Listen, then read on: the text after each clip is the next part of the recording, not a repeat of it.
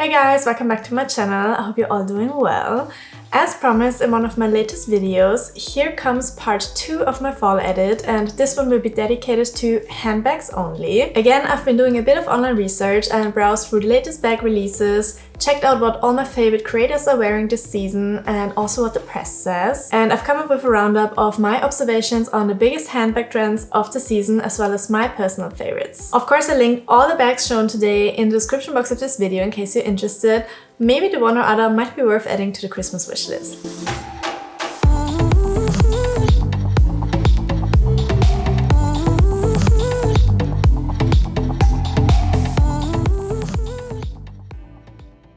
So let's grab a cup of coffee or whatever drink you like. Maybe pumpkin spice latte would be perfect for the season, or a hot chocolate. And without further ado, let's get right into it.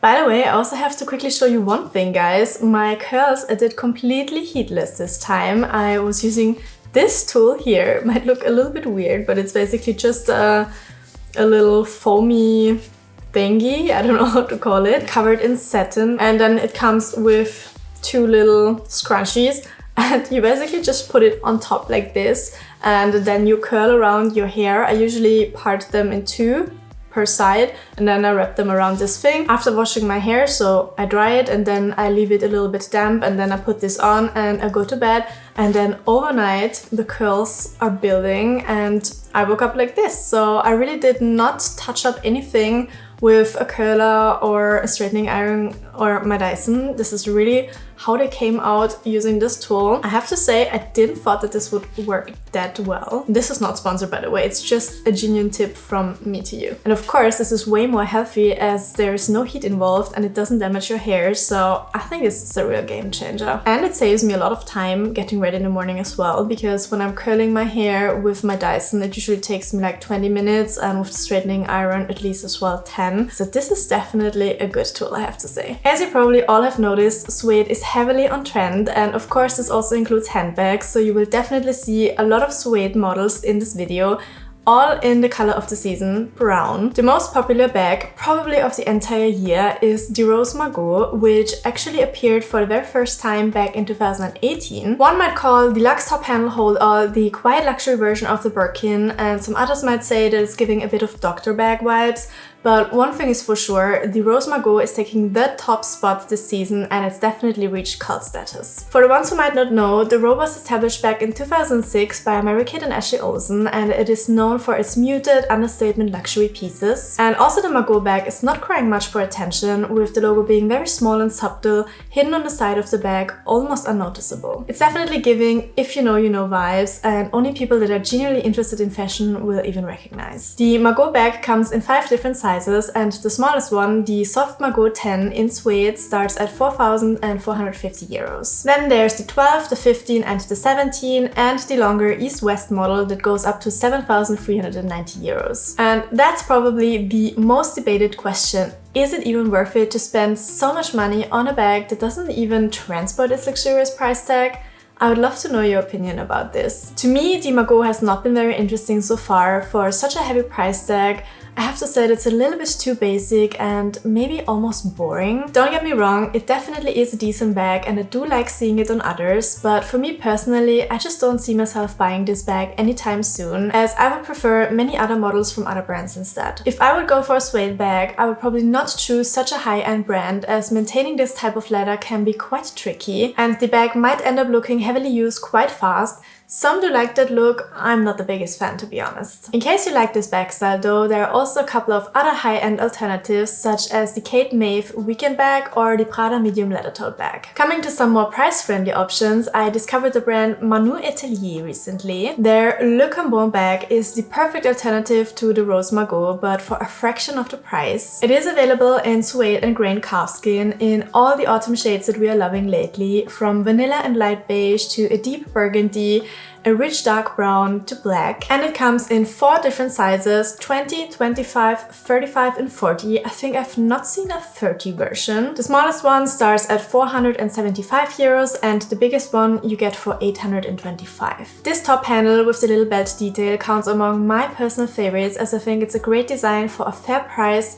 in relation to the other models that we are looking at today. Coming back to the Row, another model that has risen in popularity is the Domino bag. Bowling bags are back, and we have seen more and more of these duffel-inspired silhouettes being carried around lately. I think I actually like this one more than the Margaux, as it's a little bit more elegant and chic. For some reason, I can't find this model on the Row website currently, but there is one available at Farfetch. I linked it in the description box of this video in case you're interested. An alternative bowling bag would be the MiuMiu Beau bag, which looks very similar, but with 2,900 euros, it comes for half of the Row's price tag. This one I really like, I have to say. I think it has the perfect balance of nostalgic and modern, and I'm absolutely in love with this more than perfect chocolate brown shade. Another MiuMiu model that is trending right now is the Aventure bag. Recovered from the MiuMiu archives, this bag is inspired by a heritage design from 2009. The key characteristics of this bag are of course its shape, the embossed leather logo, and the buckle detail. What I like about this one is that it comes with a detachable shoulder strap, again in all shades of earthy tones for the fall season. And of course you can choose from various sizes. There's a mini model that is starting at 2,500 euros, there's a medium one, and there's a large one that goes up to 3,200 euros. I am sure you have seen the Alaia Le Tequel bag before, as it's quite outstanding with its modern, exaggerated east-west shape and the elongated top handle. Fun fact, the name Le Tequel means dachshund in French, which makes totally sense if you look at the shape of the bag. It's basically the sausage dog bag. This bag was already trending in spring, but is still going strong. It is for sure an on-trend statement piece, but if you're looking for something more timeless, I would probably stay away from this one, as the striking shape might as well go out of style as fast as it came again. Coming to Bottega Veneta, the most hyped bag of the house is currently the Andiamo bag. It comes in a small, medium and large size, and in an east-west and a clutch variant in plain leather or in the iconic woven intrecciato, all with the characteristic notch detail. My favorite colorway is for sure the dark brown shade called Fondant. Another model that has been around for a while and seems to be coming back is the Bottega Veneta Jodie bag, whereas the mini Jodie is a perfect companion for a night out, especially in the metallic variants. The teen Jodie and the regular Jodie are more practical for everyday use. I've been thinking of getting this bag multiple times in the past, but for some reason didn't pull the trigger yet. How do you like this bag? I would love to know your opinion. And we got a third Bottega Veneta model on the list that we see quite often lately. I'm talking about the Hop bag. It is basically this supersized version of the Jodie design. Even though it also does come in a mini size, it's definitely the bigger sizes that are trending when it comes to this model. This slouchy hobo style is the perfect casual everyday bag, giving all the autumnal vibes in suede intrecciato in all the earthy tones. But again, if you would really like to use it as an everyday bag, I would probably reach out to the smooth leather versions instead for maintenance reasons. A more price-friendly alternative giving similar vibes you can again find at Manu Atelier. They have a suede bag model called Gala that you might want to check out if you like this style. Another more affordable brand that caught my eye since quite a while is Demellier London. I really like their New York model that comes in all kinds of variants, serving all the fall key components, from brown suede to grain burgundy to a black patent croc effect. The bag is available in two sizes, the midi and the bigger one. My two favorites are the mocha suede model and the lizard effect pecan one from the Kate Hutchins collab. This one I've already seen in real life as one of my friends got it. A very beautiful bag. Unfortunately, it's sold out already and I'm not sure if it will actually be restocked, but this one is for sure worth to keep an eye on it. What would a handbag video be without Chanel? Of course, I can't exclude my all-time favorite fashion house and the most iconic handbag of all time, the classic flap. The current collection features a beautiful espresso brown version with yellow gold hardware to die for. It also comes in a tweed version, which I find very interesting too, definitely something that you don't see that often. Another color that I've been loving lately, especially in a combination with dark brown, is blush pink. And there's also the most perfect shade available in the current Chanel collection, along with a wintry icy blue. And of course there's also a burgundy red one. I'm not sure if I'm the biggest fan of the brown hardware, but the color of the bag is very nice though. If you're browsing through the vintage options in the resale market, you for sure find a ton of beautiful deep red classic flaps for autumn and winter. Another brand that's probably never missing in any handbag video is of course Hermes. To be honest, I've never been a big fan of the Picotin, as it seems a little bit plain to me, but I've recently seen it in a colorway called Macassar that has really caught my eye. The Clemence leather looks absolutely stunning in this colorway. Combined with the yellow gold hardware, it makes a very nice casual fall bag. And compared with a Birkin or a Kelly, this one also comes with a relatively friendly price tag for an Hermes bag.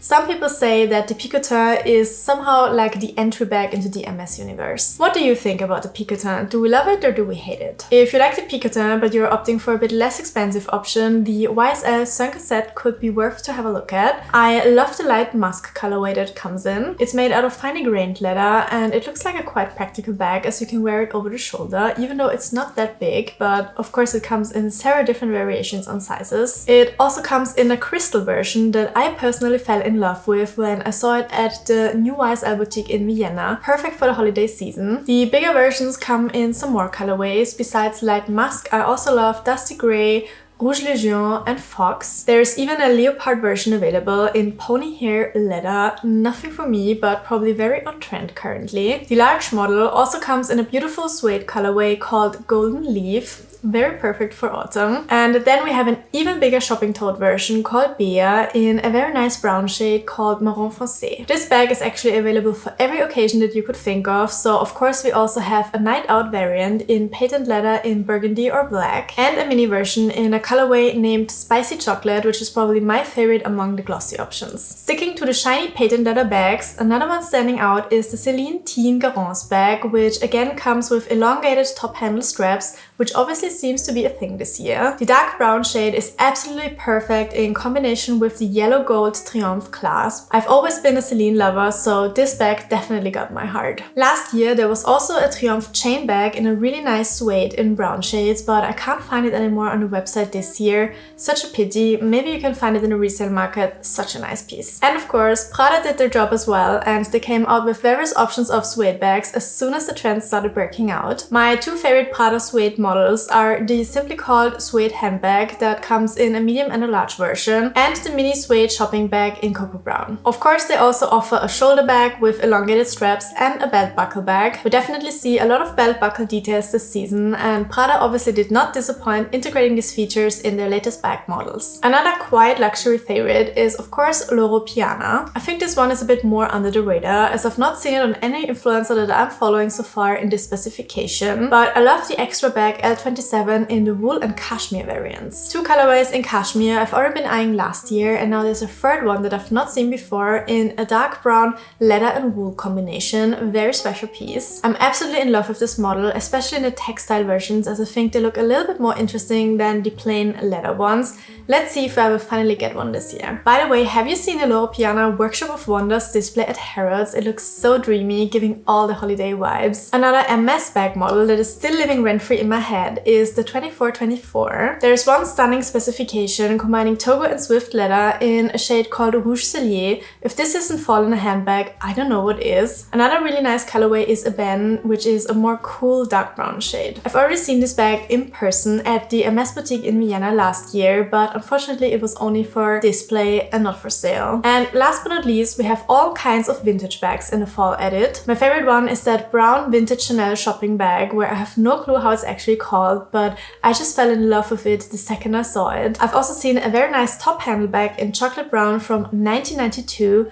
Absolutely gorgeous piece. Also loving anything vintage Celine with the Triomphe monogram. Tracking down such vintage gems is for sure not an easy task, but if you happen to find one, you can be sure that you will not see it that often on others. Also, you for sure can't go wrong with any kind of vintage Kelly in a brown shade or in patent croc or in suede. Thinking vintage, of course we can't miss Louis Vuitton. A Keepall with some signs of usage also has its very own charm, I think. Especially in fall, I love bags that have a bit more character. We've also seen lots of oversized, washed out vintage leather jackets, and those types of bags are the pendant to that, so to say. And that's it for my fall handbag edit. I hope you enjoyed watching and got a little bit inspired for the cozy fall season. Some of the bags shown are of course readily available to shop, so I linked everything that I could find in the description box of this video. Some are not so easy to get and might require a bit of treasure hunting, and some of them are real investment pieces. But I'm sure there was something in for everyone. Let me know which one was your favorite piece. I would love to know which one you would pick. Looking at my personal handbag collection, I will be wearing my Goyard Mini Anjou, my Fendi Mini Baguette and my Chanel Classic Flap a lot during this season. Of course, I've shown a lot of trend bags this season, and this doesn't mean that you have to get one of these bags. As you see, I'm also not jumping on every trend, and I also like to stick to my classics and wear them season after season again. but I thought it would be fun to just have a look what is currently trending in the market. Don't forget to give this video a thumbs up if you liked it, and make sure to subscribe so that you don't miss out on any upcoming ones, and I hopefully see you soon again back on my channel. Bye guys!